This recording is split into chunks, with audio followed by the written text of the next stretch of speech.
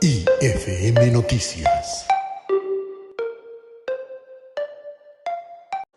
I have a message. I have a message for President Macron.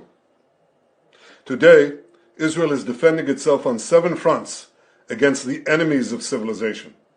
We're fighting in Gaza against Hamas, those savages who murdered, raped, beheaded, and burned our people on October 7th.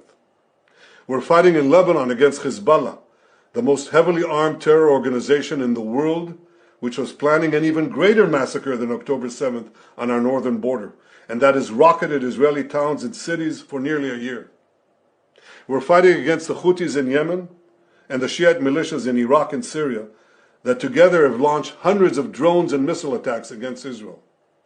We're fighting against terrorists in Judea and Samaria who are trying to murder civilians in the heart of our cities.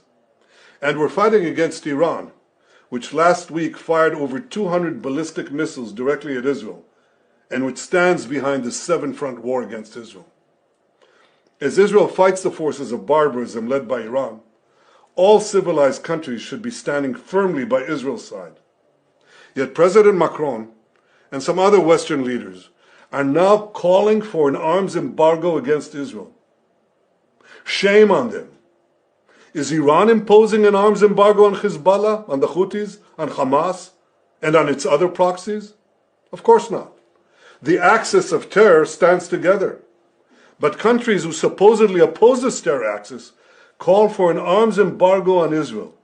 What a disgrace. Well, let me tell you this. Israel will win with or without their support. But their shame will continue long after the war is won.